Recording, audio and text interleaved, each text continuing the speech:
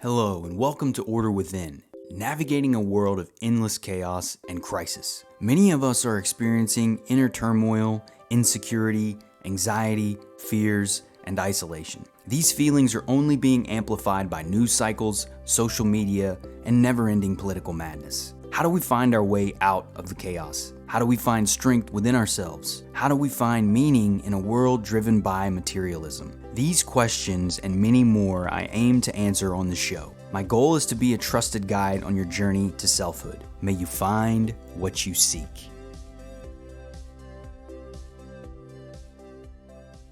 Hello and welcome everyone.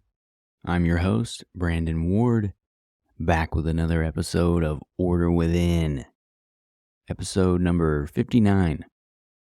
Today we're going to be covering concept of the three arrows, and it's a Buddhist concept that discusses the various ways that we may expect challenge in life.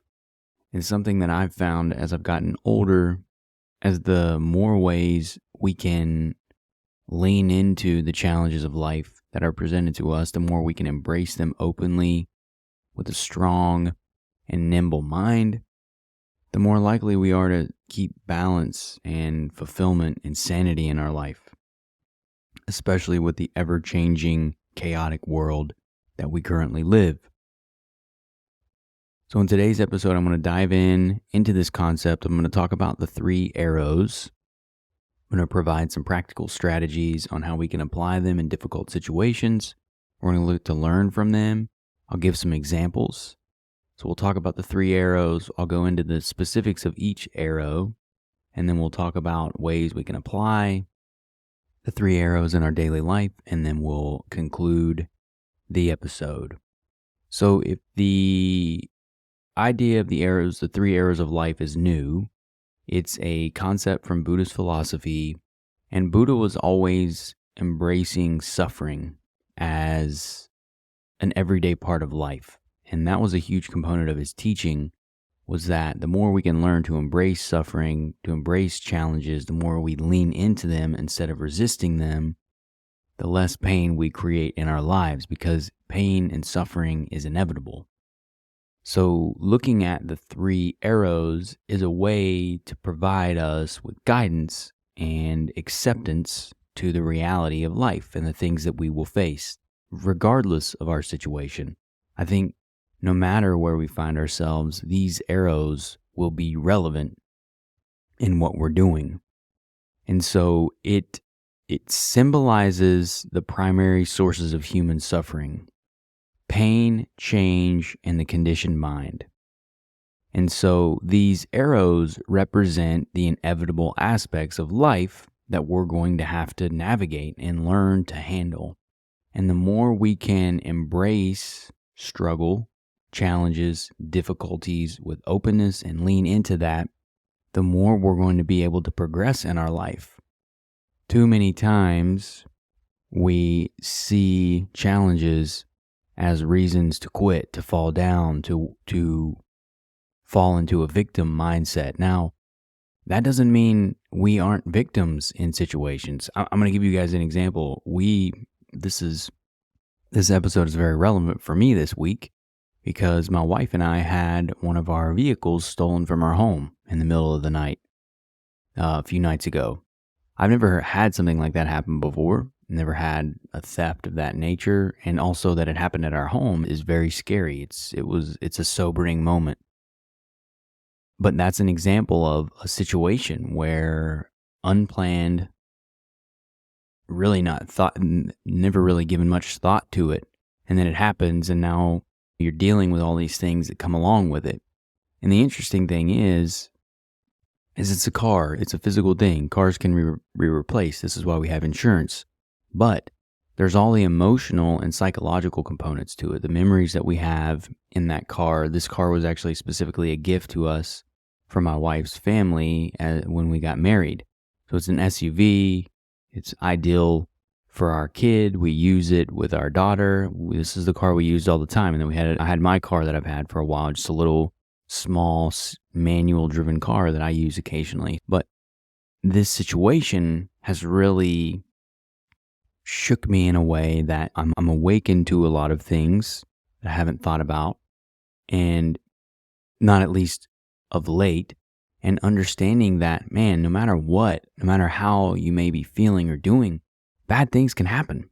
And I think that's the ultimate concept here is that we're going to face struggles and challenges, and it's how we navigate them. How do we not allow them to just derail our lives, our progress? How do we not allow them to send us into a downward spiral where we're having to navigate and manage these things in a poor way? Like, a lot of times we go through stuff, and instead of embracing it and leaning into it, we try and run away from it and shove it down or turn away from it. And that's the problem that ends up creating more challenge in our life. So the first arrow, looking at this related to what we're talking about, is pain. And the nature of life is pain in so many ways, and suffering. So understanding that pain is going to be something that we deal with. We're going to deal with tough, painful situations. We're going to lose people that we care about. Bad things are going to happen unexpectedly. We're going to have troubles with taxes. We're going to have things stolen. We're going to get into accidents. I'm not going to list out all the things that can happen in life that are unplanned. You guys understand that. But these are painful situations. Like what happened to us with our car is painful because of the emotional, psychological component that often comes along with painful situations, things that are unexpected. And the way we do that is by leaning into things and understanding that, accepting that this is a reality, that life is suffering, that things happen in life that are hard, that the nature of pain is present in our life at all times. It doesn't mean we need to suffer unnecessarily. And this is another arrow that I'm going to get into. That's actually the third arrow that we're going to talk about. But the first arrow is pain. Painful situations will come into our life, and we have to learn to navigate them and deal with them and lean into them. And the first way we do that is simply accepting that this is going to happen. Bad things will happen. Tough things will come up. Challenges that we don't foresee will happen to us or people that we care about. So acceptance is step one. Leaning into that. Being mindful of our feelings. Being aware of how we feel in those situations. So that's another thing. So you accept it, but that also means accepting how you feel, being mindful of how you feel. So knowing that if you're experiencing a challenging situation, you're going to be upset, you're going to be angry, you're going to be hurt, you're going to be scared and sad. All of those things could be potential feelings that come up during situations that are challenging. As an example, my wife and I have been feeling a lot of these things, a lot of anger, a lot of fear, a lot of frustration, sadness. For me, sad that the memories of that car and the fact that it was a gift and that we use that with our daughter is really what breaks my heart. Like the police were able to find the people that threw our stuff out of the car randomly over by a boat dock here, and they found it because they actually threw our information out with it, so they were able to tie it back to us. But so we were able to get some of our stuff back, but it was when we went there and got it and collected it, it was in the mud, in the dirt, and in the woods, and it was like our daughter's car seat, her gym bag, the things that we take to the park with us, like all this stuff. And what was sad about it is just the lack of care that we have for ourselves, for other people, and the just disregard for all of those things. That's our life. And I know it's just a car, but it represents our life and the things that we have experienced and the memories that we hold. And so that's, to me, what makes it sad, is that we as humans just seem to care so little about each other anymore. And the fact that this was in our neighborhood, which is supposed to be a nice neighborhood, and there's just, things are becoming less and less neighborhood, family-oriented all around the country. And there's a lot of disconnect that's happening, and it makes me sad. So being mindful of our feelings and embracing them, all of them, being open to them, allowing ourselves to experience them and feel them. I've been very proud of my wife. She's been making a ton of progress in this regard. She's been doing a lot of work on herself and leaning into her feelings, embracing her feelings. And because of that, it's been enabling her to progress and move forward and become more whole. And the root of that is the last piece, which is self-compassion. So being compassionate towards ourselves, no matter what comes up. Our feelings are valid. That's the point, is no matter what comes up, if we're feeling those things, there are valid reasons that we're feeling those things. It may not be valid to other people. That does not matter. It's valid to us. The feelings that we have are valid regardless of what they are, and embracing them and being compassionate about them towards ourselves is key. So it's accepting it, being mindful of it, and then being compassionate towards ourselves related to the feelings that come up in these scenarios. That's the way that we can progress, take them in, and become actually larger humans now because we've leaned into them, learned from them, embraced our feelings, and learned to apply compassion to our lives. And a good example of this, as many of you may know, if you listen to my show regularly, I often like to use stories and movies and shows as an example to share these concepts. And so the concept that I wanted to talk about for the first arrow as an example would be Forrest Gump from the movie Forrest Gump. Forrest Gump endures numerous painful experiences throughout his life, including the loss of loved ones, physical and emotional challenges, the hardships of war. He was bullied and made fun of growing up. So his whole life was riddled with challenges and hardships. But despite his pain, he maintained an optimistic and resilient outlook, demonstrating the power of perseverance and acceptance in the face of adversity, because he accepted situations and went with it. He didn't resist them. He leaned into it, and he acted with compassion a lot. Forrest Gump's character was very compassionate in that movie and understanding. So he exemplifies these concepts when we're navigating tough situations and we lean into them and we embrace them and we grow from them and we become bigger, stronger people because of it. The thing is, y'all, is challenges are opportunities to rise above. They can be seen as gifts if we allow ourselves to do that, but only with the right mindset and only with the perseverance can we reach that state. Which leads us to the next arrow, the second arrow, which is change. And this is a big one. Change is inevitable, and the challenges it brings. Change is going to be constant. The only constant in life is change. So embracing that and leaning into the fact that everything changes. People change, times change, everything changes. It's hard. I struggle with it. We all struggle with it. I struggle with the fact that our world is changing, and it seems to be becoming less and less family-oriented, less and less compassionate, connected. That really makes me sad. But I'm not going to quit. I believe in humanity. I believe in our Creator. I believe in the goodness of humans and that we have infinite potential that is yet to be tapped. And so because of that, I will lean into these things because I have faith and hope that change is coming for the better. Change doesn't always mean bad, but change is inevitable. It will be a constant force in our life. It is a fact of life.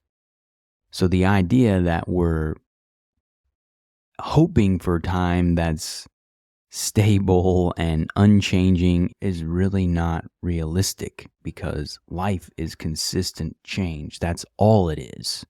And so understanding that and embracing that is key.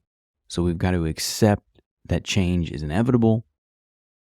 But a big part of this is going to be adapting our mindset to it and really understanding like, all right, this is how life works. I've got to get flexible. I've got to roll with things. I've got to learn to adapt and adjust and manage change and how things are moving in life.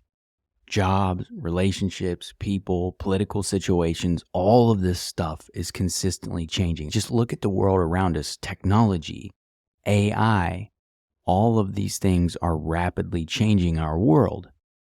So leaning into that and knowing that the way things are allows us to start surfing the waves as opposed to resisting them. And that's something that I did a lot when I was younger, is resist all this change I was fighting things and going against the current. And that's never successful. We only end up exhausting ourselves and the people around us, and we make no progress. So as we learn to navigate and surf the waves of change by embracing that mindset, by having a flexible mindset, by understanding the growth principles, the growth mindset, which I've talked a lot about on this show, that mistakes are inevitable, they're a part of growing and learning, that there is no such thing as perfection, that all of us are flawed, all of us make mistakes, none of us have it all figured out, no one has it figured out. And if somebody's telling you that, they're full of it.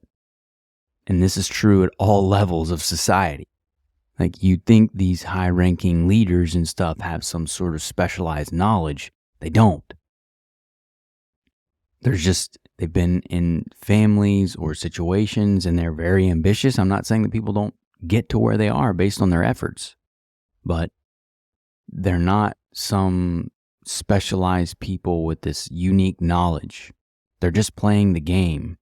And the more we can learn to play the game and adapt with change, embracing the impermanence of life will allow us to thrive and live deep, fulfilled lives. That's ultimately what it's about. And having resilience to this, being able to handle and navigate change, leaning into it, knowing that it's coming and saying, you know what, bring it on. Let's go. I'm going to get after it. Show me what you got.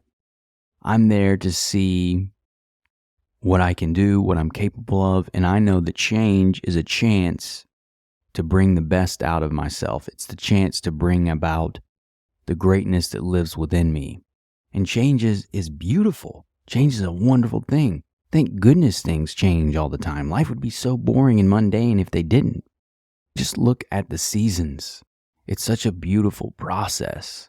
It can be somewhat painful though, right? Thinking about the first arrow, the changing of the seasons can be painful as you're going from summer to fall to winter. You're losing sunlight, you're losing warmth.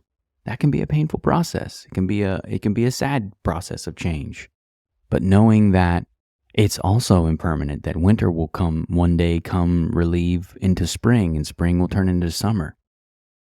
This is the impermanence of life. But we can cultivate our strong minds and lean into and develop resilience by accepting this, embracing the fact that life is change. That's the only constant, is change. And we have to let go of this idea that we're going to meet this magical period in life where things aren't going to be changing. Even when we have the income that we want and the work that we're doing and the relationship that we have, even when we have all the boxes ticked off of all the things that we wanted in our life, change is still going to happen. And we're still going to have to navigate a landscape of change, no matter what. And the people that resist this desire, that cling to control, that cling to that power, are only going to suffer and struggle more in the future, because life is going to consistently bring us more change until we learn to embrace it and grow from it. There's wisdom in existence, y'all. And until we figure that out, we keep playing games like we have been and continuing to ignore reality, the greater reality that we're all a part of. It's only going to get more difficult. People are only going to have more struggle and change in their life until we learn. And that's what this is. We have to learn that this is the essence of life, that change is everything, and that embracing it is what enables us to transform. And that's the upside, is that when we embrace change, we can thrive through transformation, because change and changing situations allow us to transform ourselves, our mindsets, our way of operating, our situations.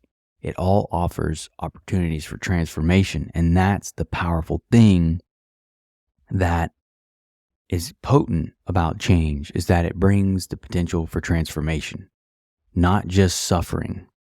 It's opportunity. There are gifts. There are growth within change.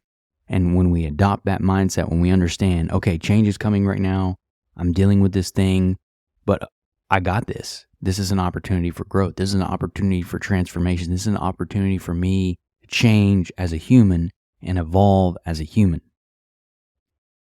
So a fun example here to think about this is actually Walter White from the TV series Breaking Bad. Now, I've talked about Breaking Bad quite a bit on the show. Breaking Bad was one of my favorite shows back in the day. It's been a while since I watched it, but it's a great show. And Walter White undergoes a dramatic transformation as he transitions from a mild-mannered chemistry teacher to a ruthless drug lord. Now, his story reflects the impact of change and the struggles that arise when confronted with life-altering choices, highlighting the challenges and consequences of resisting or embracing change. Now, I'm not saying to go out and be a drug lord when you're facing hardship, but in this show, Walter realizes that he has cancer and it's killing him, and he realizes that he's leaving his family very little. He has nothing left, like in sense of debt and the lifestyle that they have. So he decides that he's going to change and do something for his family. And now the path he chooses is obviously not an ideal path, but he transforms his life due to the changing circumstances that he faced, the fact that he has been diagnosed with cancer, and he changes and transforms into a drug lord. But the point is we can take really tough situations and turn ourselves into something else. Now, in this situation, ideally you choose something positive, not something illegal and ruthless and damaging like selling meth and cooking meth. But that transformation component of the story is inherent, and that's what it's about, is when we find ourselves in very tough situations, they are opportunities for transformation. And that's the way I want you to think about change, is that it's an opportunity for transformation. It's an opportunity to change yourself into something better, into something greater, to grow into the fuller version of yourself. Just do and choose legal paths and things that are ideally contributing to society and not taking away from them. But the example is still relevant. All right, the third arrow. The third arrow is one that I think is very powerful because they play together. So pain is the first one, change is the second arrow, and then the third arrow is the conditioned mind. And the conditioned mind is the patterns of thought, beliefs, and conditioning that often limit our perspective and contribute to suffering. This is often our response to either pain and change. It's the way we think about life. It's the way we view the world around us. It's the way we view ourselves. Now, a lot of this comes into our life based on what we learned when we were kids, the environment we grew up in. All that stuff matters, but we have to become aware of it and mindful of our conditioned mind because it influences everything that we do. It influences our responses.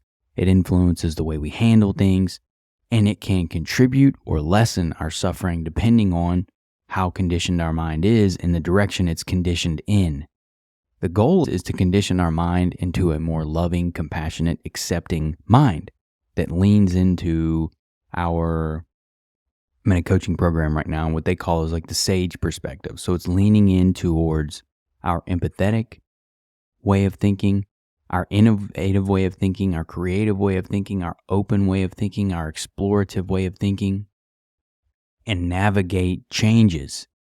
The sage mind is always looking for opportunities for growth, for expansion.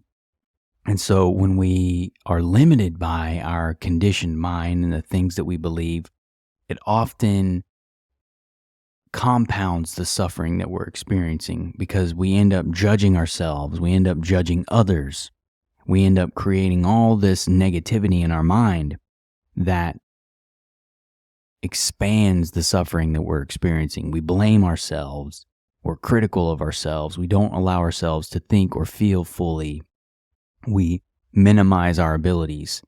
That judge in our head. It's been named a lot of different things, and Stephen Pressfield called it resistance. In this coaching program that I'm in, it's called the judge and the saboteurs. There's all the ego. There's all these different ways that we think about it. But ultimately, the conditioned mind is those beliefs that are limiting, that bring us down, that attack ourselves, that contribute to feeling worse.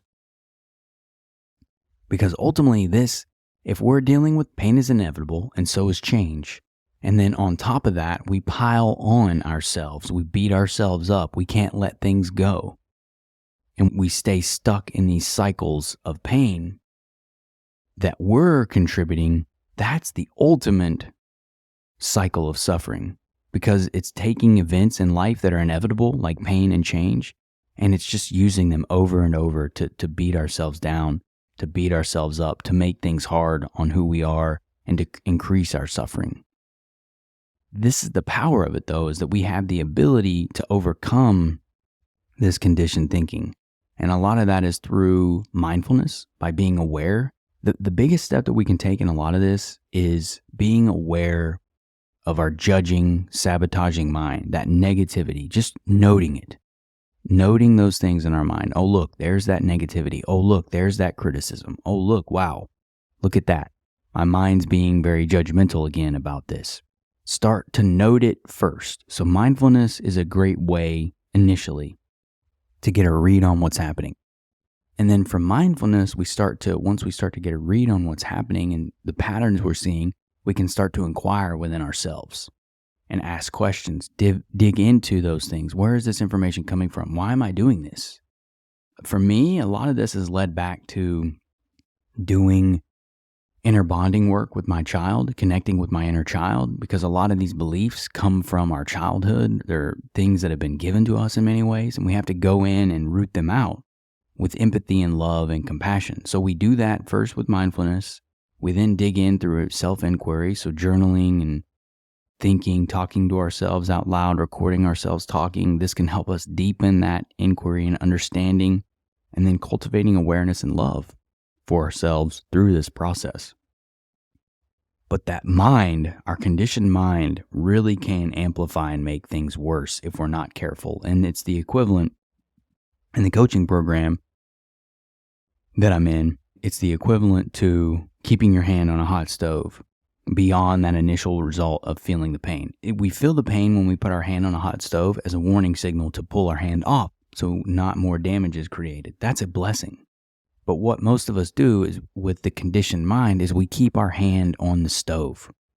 We just keep beating ourselves up. We dig in. We're just repeating the pain.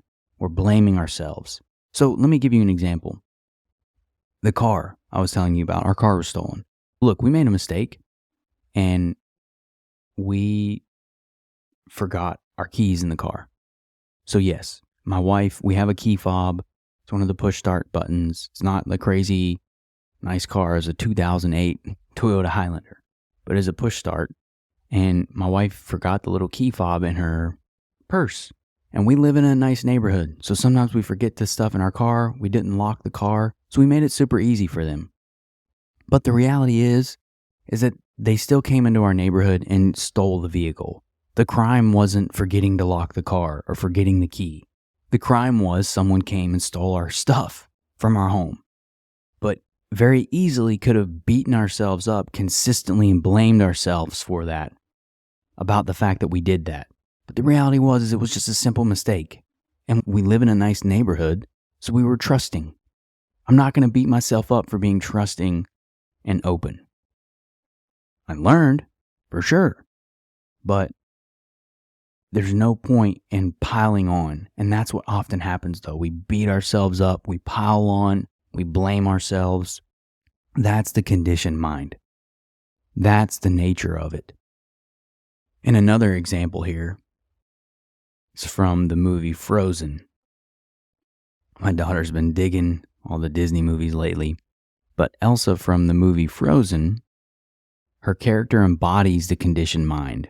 She's trapped by her fear and self-imposed isolation due to her magical powers. Now, this often came from her parents initially, right? That you have to keep it in, you have to hold it in, you can't let it out, you have to hold tight, like you have to lock everything in. Like the songs that she sings in that movie are her conditioned mind, trying to keep herself small, locked in, afraid, fearful.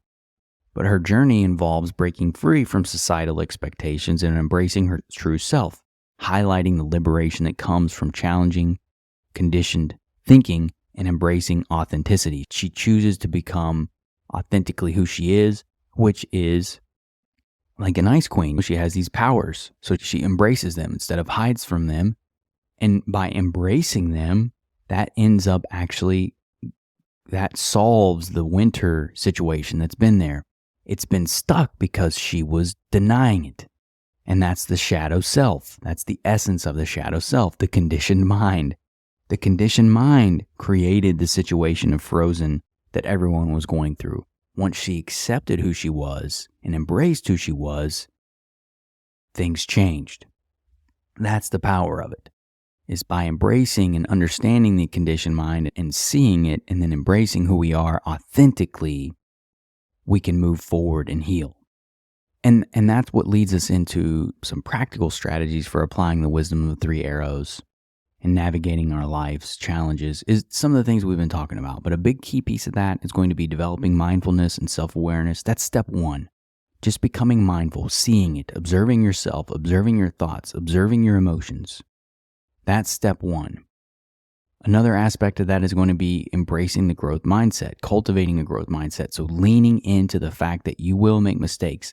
You will mess up. This is how we grow. This is how we get better. Celebrate mistakes. Learn from them. Realize that you're growing. You're out there doing stuff if you're making mistakes. Allow you to get better from these things. You don't need to beat yourself up because you didn't know something or you did something quote unquote wrong.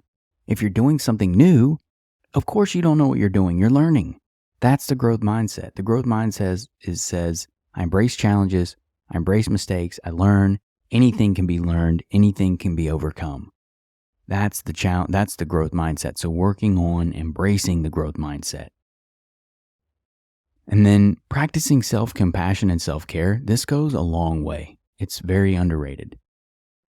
And it goes a long way. But it's the key from my mind is practicing care for ourselves and being compassionate towards ourselves about all areas of our life. The feelings that we have, the emotions that we're experiencing, all the challenges that we face. That's the key here, is being compassionate towards ourselves and others and taking care of ourselves, being mindful of our feelings and taking the time to explore them and acknowledging that inner child. That is crucial to this work. It's transformative. This work is transformative if you do it. It's not easy though. It's simple, but it's not easy. And then finally, seeking support from trusted individuals or professionals is a great way to just get some help while you're doing this. You don't have to do this alone. If you're doing this and you want a friend or you have a partner or you can go to a therapist or a coach, these people can help you navigate these challenging situations and anchor these changes in your life because it is very hard to do without that. So you don't have to do it alone. So find some support, whether it's a friend, a spouse, a partner, a coach, a therapist, whatever. But get some help. Even joining a group like that. It's just getting into something that you can share and be supported by other people who are doing similar things. That's the key piece. All right, y'all. That's all I've got for today's episode.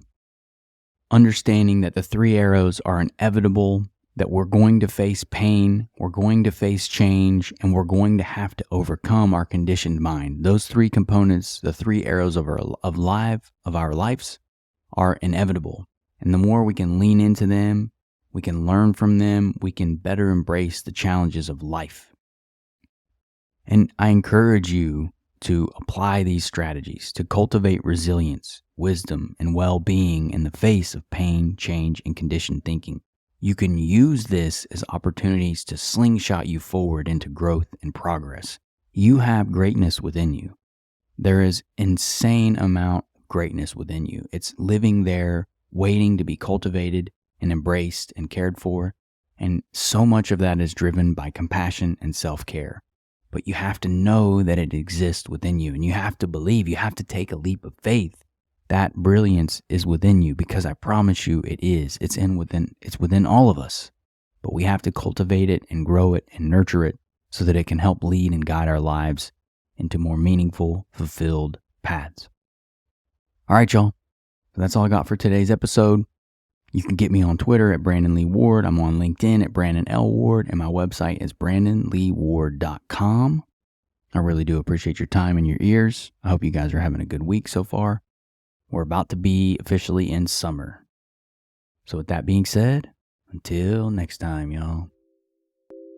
Thank you for listening to Order Within. If you found the episode helpful, please consider sharing, rating, and subscribing. New episodes will be released every Thursday at 11 a.m. Eastern Standard Time. Until next time, y'all.